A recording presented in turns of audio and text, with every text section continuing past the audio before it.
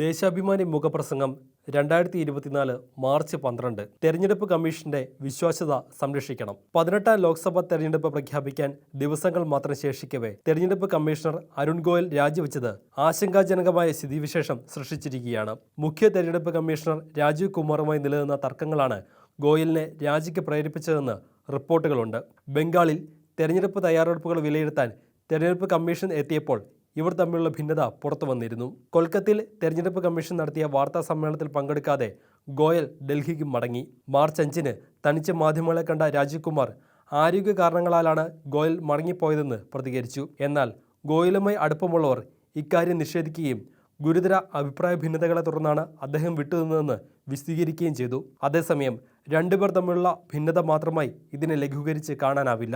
ഏതൊക്കെ വിഷയങ്ങളിലാണ് അഭിപ്രായ ഭിന്നതകളെന്ന ചോദ്യം പ്രധാനമാണ്. തെരഞ്ഞെടുപ്പ് പ്രക്രിയയിൽ ഇടപെടാൻ സർക്കാർ ശ്രമിക്കുന്നതിൽ ഗോയൽ എതിർപ്പ് പ്രകടിപ്പിച്ചിട്ടുണ്ടോ? ഇലക്ടറൽ ബോണ്ട് വിവരങ്ങൾ വെളിപ്പെടുത്തരുതെന്ന് കേന്ദ്ര സർക്കാർ SBIയിൽ സമ്മർദ്ദം ചെലുത്തുന്നതിൽ ഗോയൽ ആശങ്ക പ്രകടിപ്പിച്ചിട്ടുണ്ടോ? മറിച്ച് കേന്ദ്ര സർക്കാരിന്റെ താൽപര്യപ്രകാരമാണോ ഗോയൽ രാജിവെച്ചതെന്ന സംശയവും ഉയർന്നിട്ടുണ്ട്. 2022 നവംബറിൽ ഗോയൽ IASൽ നിന്ന് സ്വയം വിരമിച്ചതിന് തൊട്ടടുത്ത ദിവസമാണ് ഇദ്ദേഹത്തെ തെരഞ്ഞെടുപ്പ് കമ്മീഷണറായി നിയമിച്ചത്.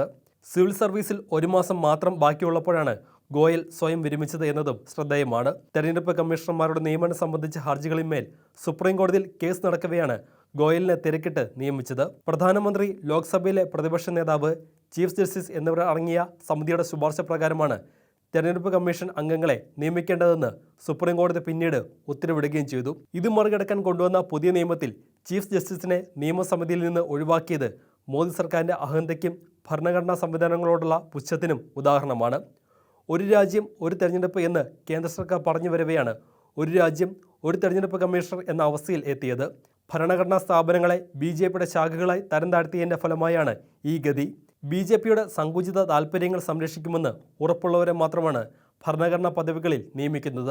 മോദി സർക്കാർ അധികാരത്തിൽ വന്ന ശേഷം തെരഞ്ഞെടുപ്പ് കമ്മീഷന്റെ പ്രവർത്തനം പലപ്പോഴും വിവാദം സൃഷ്ടിച്ചു. പ്രധാനമന്ത്രിക്ക് ഉദ്ഘാടനങ്ങളും ശിലാസ്ഥാപനങ്ങളും നടത്താൻ അവസരം ലഭിക്കത്തക്ക വിധം ഗുജറാത്ത് നിയമസഭാ തെരഞ്ഞെടുപ്പ് പ്രഖ്യാപനം നീട്ടിയതായി ആക്ഷേപം ഉയർന്നു. കഴിഞ്ഞ ലോക്സഭാ തെരഞ്ഞെടുപ്പിൽ മാതൃകാ പെരുമാറ്റച്ചട്ട ലംഘനം നടത്തിയെന്ന പരാതിയിന്മേൽ പ്രധാനമന്ത്രിക്കും ആഭ്യന്തരമന്ത്രി അമിത്ഷായ്ക്കും ക്ലീൻ ചിറ്റ് നൽകുന്നതിനോട് വിയോജിപ്പ് പ്രകടിപ്പിച്ച തെരഞ്ഞെടുപ്പ് കമ്മീഷണർ അശോക് ലവാസയ്ക്ക് നേരിട്ട ദുരനുഭവം ഏറെ ചർച്ചയായ സംഭവമാണ്. വിയോജനക്കുറിപ്പ് എഴുതിയതിന് പിന്നാലെ ലവാസയുടെ കുടുംബാംഗങ്ങളെ ആദായ നികുതി വകുപ്പ് വേട്ടയാടി.